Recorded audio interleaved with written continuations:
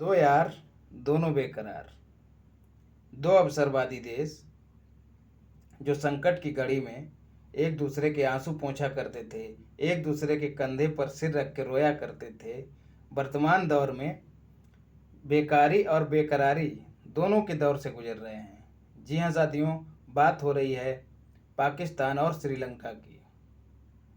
मैं आपका साथी आलोक 4 अप्रैल 2022 की करंट अफेयर्स की क्लास में स्वागत करता हूँ। जी हाँ साथियों, अचूक मारक सामग्री प्राप्त होती है आपको इस क्लास से, जो आपकी state PCS, RO, ARO, video या फिर महत्वपूर्ण एक दिवसीय परीक्षा जैसे कि एसएससी, रेलवे, बैंकिंग सभी के लिए मारक सिद्ध होती है। बिना किसी भौकाल के एकदम कोर करंट हम आपको उपलब्ध करवाते हैं। देख लेते हैं पहली खबर। पाकिस्तान में हो सकता है तख्ता पलट। पहले इसकी पृष्ठभूमि देखते हैं। पिछले कई दिनों से ये चर्चा में है साथियों। क्या है साथियों, यहाँ पर महंगाई और बेरोजगारी का स्तर एकदम बढ़ता चला गया। इससे क्या हुआ, जनता के बीच असंतोष फैल गया। ऐसे में साथियों जो विपक्ष था यहाँ पर वो लामबद्ध हुआ, अर्थात इकट्ठा हुआ। और न केवल विपक्ष इकट्ठा हुआ बल्कि मौजूदा सरकार में जो सहयोगी दल थे उन्होंने भी किनारा किया। न केवल किनारा किया बल्कि विपक्ष के साथ जाकर मिल गए और अविश्वास प्रस्ताव पेश करने की नौबत आ गई। सरकार जान रही थी कि अविश्वास प्रस्ताव यदि पारित हो गया तो वह अल्पमत में आ जाएगी और औंधे मुँह गिरेगी। तो क्या किया साथियों, इसने कई बहाने किए। कैबिनेट की मीटिंग नहीं होने दी और सदन की मीटिंग नहीं होने दी। गुप्त चिट्ठी की भी बात की जिसमें कहा गया कि सरकार को गिराने के पीछे विदेशी ताकतों का हाथ है। झूठी सहानुभूति बटोरने का प्रयास किया गया और ये सब तौर तरीके जुगाड़े अपना के काम इनका नहीं चला। अंततः अविश्वास प्रस्ताव प्रस्तुत किया गया सदन में। क्या हुआ साथियों, एक घटना घटित हुई। स्पीकर ने उसको गैर संवैधानिक घोषित किया। इतना कहकर साथियों स्पीकर उठ के चले गए। विपक्षी दल सदन में विरोध करते रहे। और इधर क्या हुआ साथियों, राष्ट्रपति से इन्होंने सिफारिश कर दी। किसने? इमरान खान जी ने। किस चीज़ की? कि सदन को विघटित कर दिया जाए और नए सिरे से चुनाव कराए जाएं। साथियों इससे क्या होगा, सेना हरकत में आ सकती है। हालांकि सेना ने अभी न्यूट्रल रहने की बात कही है और यदि सेना हरकत में आ गई तो तख्ता पलट हो जाएगा। तख्ता पलट क्या होता है साथियों, जब चुनी हुई सरकार के स्थान पर सेना सत्ता में आ जाती है तो इसको कहते हैं तख्ता पलट। जी हाँ साथियों, सरकार को व्यक्ति वोट के माध्यम से चुनते हैं, सरकारी प्रतिनिधियों को, जो उनकी आकांक्षाओं को सदन तक पहुंचाते हैं। लेकिन साथियों जब प्रतिनिधि ही नहीं रहेंगे तो उनकी आकांक्षाएं वहां तक पहुंचेंगी कैसे? और जब सदन में उनकी आकांक्षाएं, ज़रूरतें, आवश्यकताएं पहुंचेंगी नहीं तो सेना उनसे संबंधित नीतियां कैसे बनाएगी? तो इसमें क्या होगा साथियों, जो सेना की सरकार होगी उसमें जो आम व्यक्ति के हित हैं उन पे ध्यान नहीं दिया जाएगा और देश का विकास अवरुद्ध हो जाएगा। देखते हैं साथियों सुप्रीम कोर्ट में क्या फैसला होता है। दो ही रास्ते निकल के आते हैं, या तो इसको सही ठहराएगा तो 90 दिन बाद चुनाव होंगे और नहीं तो फिर से सदन की बैठक होगी और फिर से अविश्वास प्रस्ताव पारित होगा। देखते हैं कहानी कहाँ बदलती है। बात करते हैं पाकिस्तान की संसद की, तो इसको नेशनल असेंबली कहा जाता है। पीटीआई तहरीके पाकिस्तान यहाँ की पार्टी है साथियों। इमरान खान जी इसके प्रमुख हैं और वही इस समय प्रधानमंत्री हैं।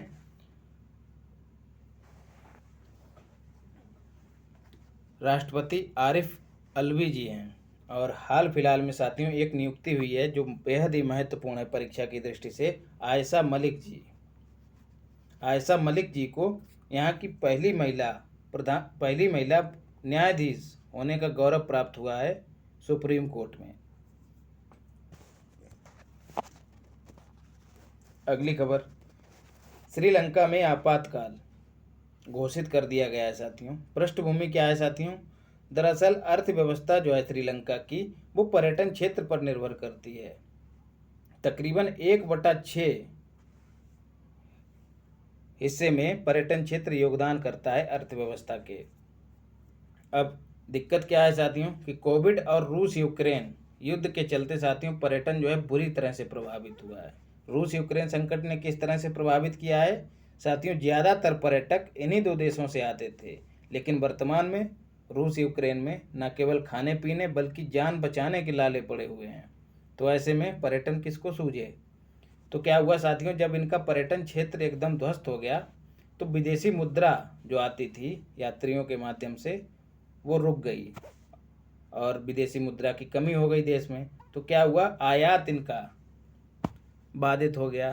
साथियों जैसा कि हम सभी जानते हैं कि आयात करने के लिए देश को डॉलर की आवश्यकता पड़ती है। तो क्या हुआ साथियों, जब आयात बाधित हो गया, तेल और खाद्यान्न जैसी जो आवश्यकता वाली चीज़ें थीं उनकी आवक, उनका आयात रुक गया। तो क्या हुआ, इनकी कमी हो गई तो महंगाई बढ़ गई इनकी। और महंगाई कुछ इस तरह से बढ़ी है कि एशिया में नंबर 1 पे पहुंच गया महंगाई के मामले में श्रीलंका। जनता में असंतोष फैल गया और इतना असंतोष फैला कि पेट्रोल पंप पे लाइनें लगने लग गईं, दुकानों के बाहर लाइनें लगने लग गईं और यहाँ तक कि छीना झपटी होने लगी लोगों के बीच में। जो सार्वजनिक संपत्तियां हैं, सरकार के खिलाफ विरोध प्रदर्शन कुछ इस कदर किया कि जो राष्ट्रपति जी हैं उनके घर का, उनके आवास का घेराव कर दिया जाके जनता ने। तो क्या हुआ साथियों, आनन फानन में यहाँ के राष्ट्रपति जी ने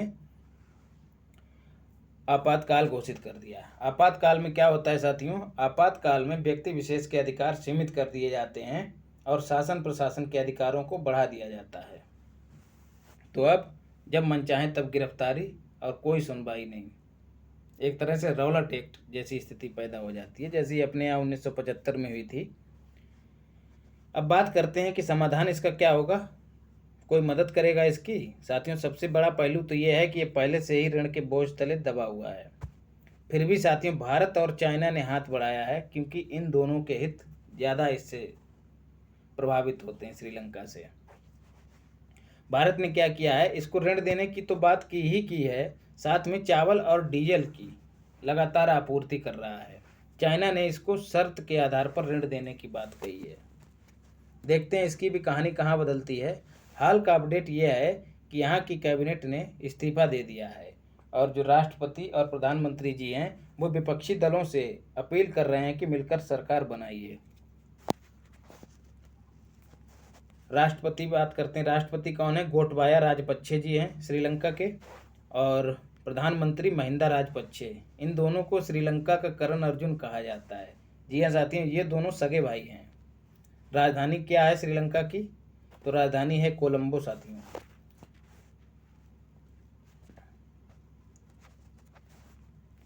अगली खबर, विदेश व्यापार नीति की बात करते हैं। चर्चा में क्यों साथियों? सरकार ने इसको 6 माह के लिए बढ़ा दिया गया है। आपसे सीधे पूछा जा सकता है कि कितने महीने के लिए इसका विस्तार किया गया है। कब इसकी घोषणा हुई थी वर्तमान विदेश व्यापार नीति की? तो 2015 में घोषणा हुई थी और 2020 तक के लिए निर्धारित की गई थी। लेकिन साथियों कोविड के चलते इसको बार बार बढ़ाया गया है और अब जो है साथियों 6 माह के बाद, कब तक के लिए ये प्रभावी रहेगी? सितंबर 2022 तक। 6 माह का विस्तार होने के बाद ये 2022 तक प्रभावी रहेगी। उद्देश्य साथियों क्या है इसका बढ़ाने का? निर्यात को प्रोत्साहन मिले, जिससे रोजगार के अवसर पैदा हों और आर्थिक विकास सुनिश्चित हो सके देश का। जी हाँ साथियों, वर्तमान दौर में यदि नई विदेशी व्यापार नीति लाई जाती तो संभवतः उसके लिए सरकार को काफ़ी विचार विमर्श और समय की ज़रूरत थी। तो ऐसे में उसी का विस्तार कर दिया गया है। चंद्रपुर चर्चा में क्यों साथियों? क्योंकि दुनिया में तीसरा सबसे बड़ा, सबसे गर्म स्थान घोषित किया गया है इसको। कहाँ है साथियों? ये महाराष्ट्र में स्थित है। पहला स्थान काएस नामक शहर को मिला है, जो कि माली में, अफ्रीकी देश माली में स्थित है। तो याद रखना है चंद्रपुर महाराष्ट्र में। अगली खबर, राष्ट्रीय टेबल टेनिस चैंपियनशिप 2022 चर्चा में क्यों है?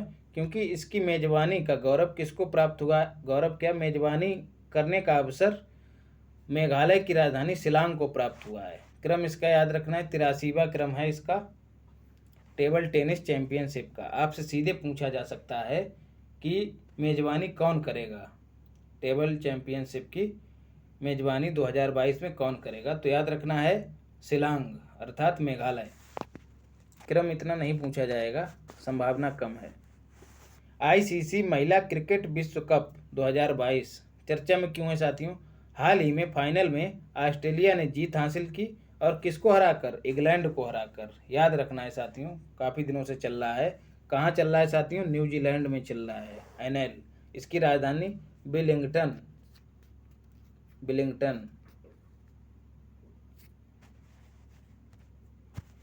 और भारत साथियों कप्तान कौन है? भारत की तरफ से मिताली राज जी कप्तान है साथियों। क्रम इसका कौन सा है? 12वां क्रम इसका क्रम साथियों पूछा जा सकता है।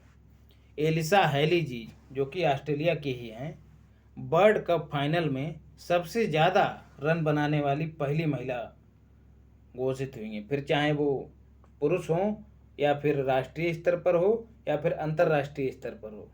वैसे भी साथियों विश्व कप अंतर्राष्ट्रीय स्तर पर ही होता है। सबसे ज़्यादा मतलब पुरुषों की भी श्रेणी में और महिलाओं की भी श्रेणी में सर्वाधिक रन बनाने वाली महिला बन गई हैं और इन्हीं को प्लेयर ऑफ द टूर्नामेंट घोषित किया गया है। तो याद रखना है एलिसा हेली जी को।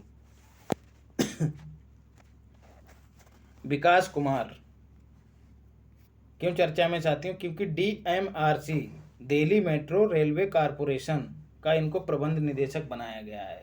इसकी स्थापना कब हुई थी डीएमआरसी की साथियों? 2002 में स्थापना हुई थी। साथियों मैंने आपसे कहा था कि आपको घटना चक्र का सार लेके आऊँगा, तो कुछ व्यक्तिगत कारणों की वजह से वो स्थगित हो गया है, लेकिन आप चिंता ना करें, आपके करंट की जिम्मेदारी को मैं उठाऊंगा। मैं तैयार करवाऊंगा आपको करंट अफेयर, और एकदम मारक करंट अफेयर। इंडिया बोट एवं मरीन शो, जैसा कि नाम से विदित है, बोट और मरीन की बात हो रही है। आयोजन इसका कहाँ हो रहा है? कोच्चि के बोलगट्टी पैलेस में। कोच्चि कहाँ है साथियों? केरला में है। केरला के सीएम कौन है इस समय? पिनराई विजयन जी हैं।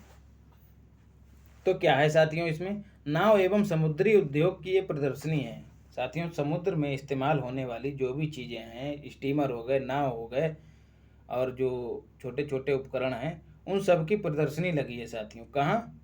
कोच्चि में। याद रखना है देश विदेश के निर्माता जो हैं इसमें शिरकत कर रहे हैं, अर्थात भागीदारी अपनी निभा रहे हैं।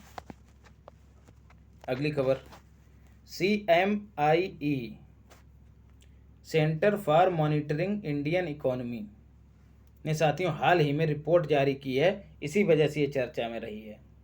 क्या किया है रिपोर्ट में साथियों? इसने कहा है कि बेरोजगारी में कुछ कमी आई है साथियों। मार्च 2022 में जो बेरोजगारी पहले 8.1% थी, वो घटकर 7.6 रह गई है। लेकिन साथियों भारत जैसे विकासशील और गरीब देश के लिए इसने चिंताजनक बताया है। हालांकि कमी हुई है, लेकिन फिर भी साथियों ये बहुत है, ये बात इसने कही है। साथियों इसके अनुसार हरियाणा में बेरोजगारी सर्वाधिक है, दूसरे नंबर पर राजस्थान है और कर्नाटका और गुजरात दोनों संयुक्त रूप से सबसे कम बेरोजगारी वाले राज्य हैं। तो याद रखना है सर्वाधिक हरियाणा में, सबसे कम कर्नाटक और गुजरात में। और ये फिगर भी याद रखना है कितनी है, घट के रह गई है 7.6%। क्या है साथियों? CMIE एक आर्थिक थिंक टैंक है, अर्थात जो आर्थिक नीतियां हैं या फिर आर्थिक क्षेत्र में जो घटनाएं घटित होती हैं, इन पे जो है ये विश्लेषण करता है। इनका थिंक टैंक मतलब सोचने वाला एक समुदाय, प्रबुद्ध वर्ग का एक समुदाय, गैर सरकारी संस्था है साथियों ये। तो ये यही काम करती है साथियों, अक्सर रिपोर्ट जारी करती है, मुंबई में स्थित है ये। फार्म इजी चर्चा में क्यों साथियों? क्योंकि आमिर खान जी को इसका ब्रांड एम्बेसडर नियुक्त किया गया है। और ये है क्या साथियों? फार्म इजी स्वास्थ्य सेवा क्षेत्र में जो है काम करने वाली कंपनी है। याद रखना है फार्म इजी का एम्बेसडर किसको नियुक्त किया गया है, ऐसे ही पूछा जाएगा तो आमिर खान जी को। मंदिर 360 क्या है साथियों, एक वेबसाइट है साथियों जिसके माध्यम से ई मंदिर दर्शन अर्थात मोबाइल फ़ोन से ही मंदिरों का दर्शन किया जा सकता है। तो मंदिर हमारी संस्कृति का हिस्सा है, तो स्वाभाविक सी बात है कि इसको संस्कृत मंत्रालय ने ही जारी किया होगा।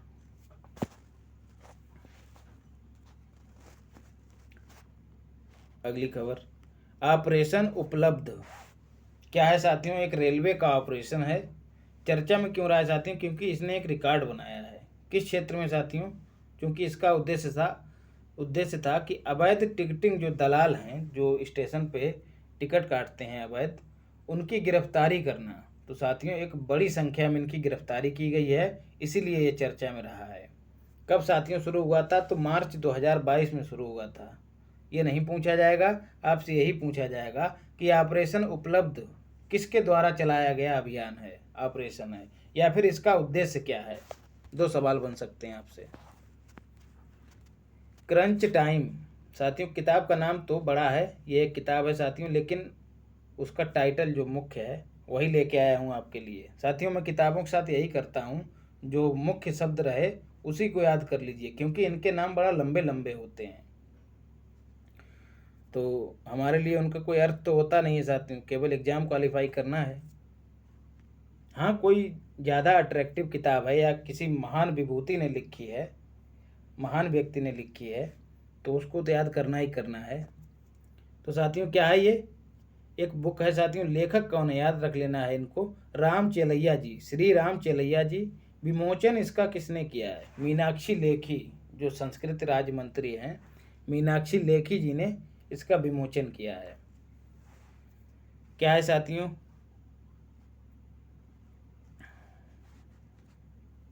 विषय वस्तु इसकी क्या है साथियों, चाइना और पाकिस्तान संकट के दौरान प्रधानमंत्री की भूमिका को रेखांकित किया गया है इस पुस्तक में। तो अगर आपसे पूछे कि विमोचन इसका किसने किया, तो स्वाभाविक सी बात है कि प्रधानमंत्री अपनी तारीफ खुद नहीं करवाना चाहेंगे, तो प्रधानमंत्री ने तो नहीं ही किया होगा। कुछ चीज़ें जो हैं तर्क लगा के सही की जा सकती हैं, तो मीनाक्षी लेखी जी ने इसका विमोचन किया है। एक और पुस्तक है जिसका नाम है मोदी सिद्धांत। मोदी सिद्धांत नाम है, पूरा नाम है मोदी सिद्धांत प्रधानमंत्री की विदेश नीति, वो भी इन्हीं की पुस्तक है, श्री राम चेलैया जी की। अगली खबर, मुख्यमंत्री बागवानी बीमा योजना चर्चा में क्यों है, क्योंकि हरियाणा ने इसको लॉन्च किया है, हरियाणा सरकार ने, मुख्यमंत्री इसके मनोहर लाल खट्टर जी हैं साथियों।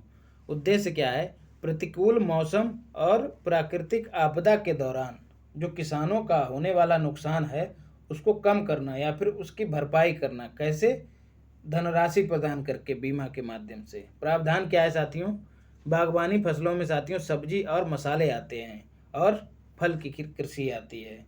तो साथियों सब्जी और मसाले से संबंधित फसल का यदि नुकसान होता है तो उसमें 30,000 रुपये प्रति एकड़ की दर से सरकार धनराशि मुहैया करवाएगी किसानों को, और यदि फलों से संबंधित फसल है तो 40,000 रुपये प्रति एकड़ की दर से उनके लिए धनराशि मुहैया करवाएगी साथियों। और पिछली सब्जी की बात करें तो पिछली क्लास में हमने देखा था कि पश्चिम बंगाल को पीछे कर दिया किसने, उत्तर प्रदेश ने। तो भारत में सब्जी उत्पादन में प्रथम स्थान साथियों उत्तर प्रदेश का हो गया है, और यदि फल उत्पादन की बात करें तो आंध्र प्रदेश फल उत्पादन में नंबर 1 पे है। और अगर वैश्विक स्तर की बात करें तो सब्जी उत्पादन में प्रथम स्थान चाइना का है और द्वितीय स्थान भारत का है। साथियों आज की करंट अफेयर्स समाप्त होते हैं और परीक्षाएं नज़दीक हैं, तो ध्यान रखिए साथियों। आज के लिए इतना ही। अपना और अपनों का ख्याल रखिए, प्रेम और स्नेह बनाए रखिए। धन्यवाद।